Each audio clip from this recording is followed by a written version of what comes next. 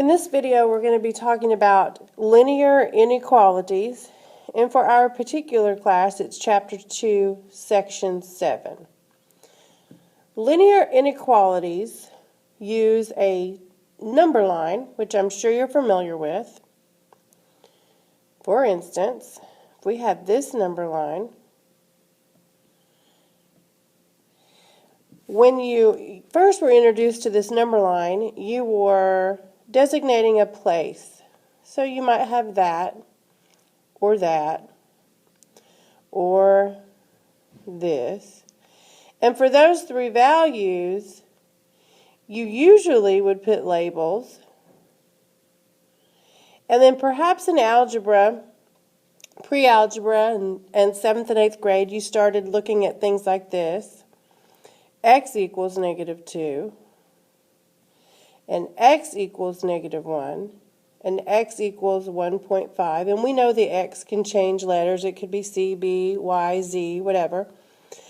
But when you had an equal sign, that represented an exact point on the number line. Well, then sometimes in your solutions of algebraic equations, you would come up with something that was all real numbers.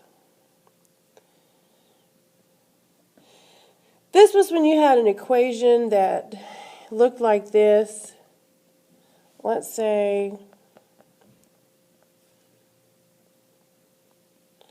when you had an equation like that and you solved it, so you did the distributive, so 2x plus 4.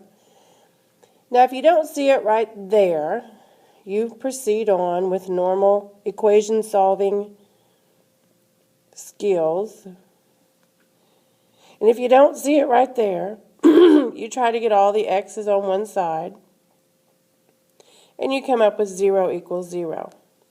Well, in algebra, that's what we call an identity. You may have also learned that that's when you say it is always true. And you might have also been told the solution to that is all real numbers. All three of those are instances that you should have learned by this point.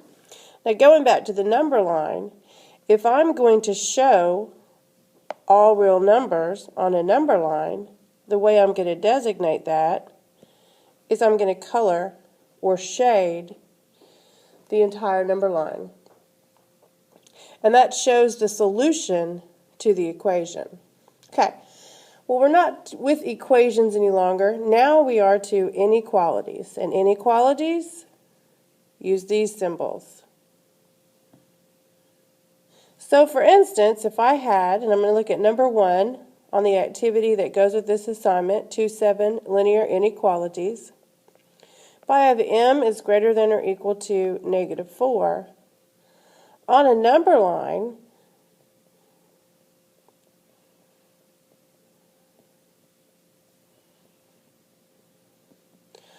because m is my variable, and that's what I need to show on the number line as a solution, and since m can equal -4, it would look like this. So there's a couple of things to take into account with this picture. One is that circle. If it can equal -4, meaning you have this symbol, greater than or equal to, that is a closed circle. That means it includes the actual spot -4. Okay? Because you're looking for everything that is greater than -4, that's why you shaded to the right, because as we move to the right on a number line, it gets bigger. Now I want to show you another example of this, which you may see on a test. There is also a symbol that is used, and it is a bracket. Those mean the exact same thing. A bracket and a closed circle mean the same thing. Okay, so let's look at the other instance. Let's look at a less than. So let's say we are looking at number 6 on this activity. X is less than 6.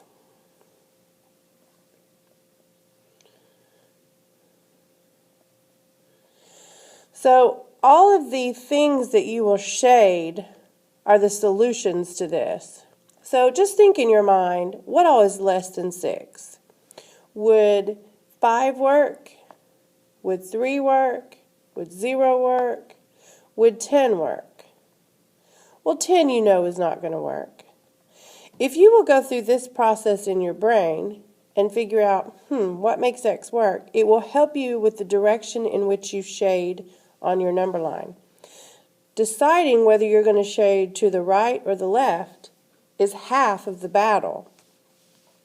Well, I'm going to shade all those things that I just said would work. And I'm going to shade to the left of 6 because that is less than, and that is the symbol that I was using, less than. Now if you notice, I have an open circle. There's an open circle there because there's no line under my inequality symbol. It cannot be equal to 6, so the value 6 itself is not included in this picture. And there is a second symbol that matches this open circle that you will see on tests and in textbooks, and it is a parenthesis. So the parenthesis is used for a less than or a greater than, just like an open circle. And the bracket or the closed circle is used for a less than or equal or a greater than or equal. So this page is the symbolization that you will use for those inequalities, the closed circle or the bracket. On this page, you're looking at those two for an open circle or a parenthesis. No line underneath, cannot be equal to. So as you go through this, you're going to get to some that look like equations. So for instance, I'm going to go all the way to number 25. Number 25 says n plus 1 minus 4n is greater than or equal to 13. So when you're dealing with inequalities, you still have to solve them. You have to get the variable by itself. Combining like terms, use all the same patterns that you've been studying with equations on these inequalities. So when you combine the n and the negative 4n, it gives you a negative 3n, and the 1 is still here. Everything else carries down. Now if that was an equal sign here in the middle, you would subtract a 1. You're going to do the same thing. So negative 3n is greater than or equal to 12. Now if you had negative 3n equaled 12, you would divide by negative 3. And it's the same thing here. And that's going to give you an n on the left and a negative 4 on the right. But I want you to see right here, we divided by a negative number. And when you divide by a negative number, your inequality symbol changes directions. So if you multiply, because multiply and divide are inverse operations, they're pairs, or divide by a negative number,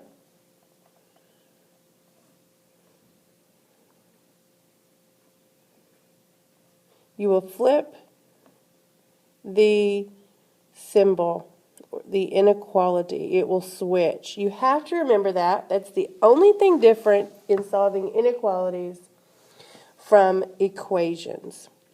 So we still have to draw a picture for this. We still have to make a graph. So our graph for n is less than or equal to negative 4. And I want you to ask yourself right now, is this going to have a bracket and a closed circle, or is it going to have a parentheses or an open circle? And I hope you said closed circle.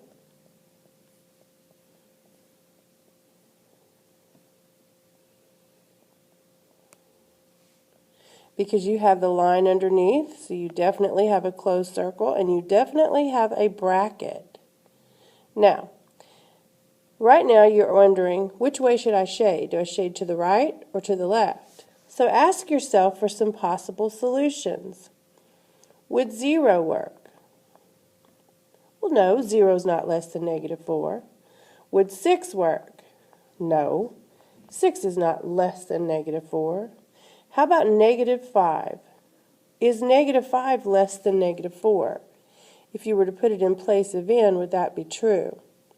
Yes, it would, and therefore, you're going to shade -5 and everything else on that side. And again, it's less than. N is less than -4, and less than means smaller. And the farther you go this direction on a number line, the smaller you get. This way is less than. So in these inequalities, you have to be careful because sometimes they will put the variable on the wrong side. Okay, so right now ask yourself, am I going to have an open or closed circle at -3? And I hope you know it's open, and I hope you know it's a parenthesis. Now, this x, since it's on the wrong side, it's really hard to tell where we're going to shade. So ask yourself, does 1 make this true? Is 1, when you put it in this inequality in place of x, is that true? No, it's not. Well, how about -10? So if I was to put -10, would that be true? Yes, it would. So that means I need to shade in the direction of -10. And because I have an open circle, that gives me a parenthesis. The way you read this inequality is -3 is greater than x. Well, does your picture say that? Is -3 farther to the right than everything you shaded? And yes, it is, and so it's true. So when you solve these inequalities, the only thing to remember is, one of the main things to remember is, if you multiply or divide by a negative, you have to flip the symbol. So if you want to YouTube this and try to find some extra resources, free math games, what you're looking for is solving inequalities. And you probably want to be at an 8th or 9th grade level. Although if you get lower than that, it will be very good practice for reading inequalities and graphing them. You just won't get any practice with using your properties of operations to solve them. So you can go lower, and that will give you really good help and practice to figure out which way to shade. But we need to get a little more in depth on this. So an 8th or a 9th grade level, below is okay for a little bit of practice. And if it's to a 10th grade level, you're probably okay on that one as well. But just what you're searching for is solving inequalities, and find yourself some extra resources and practice on that. Good luck.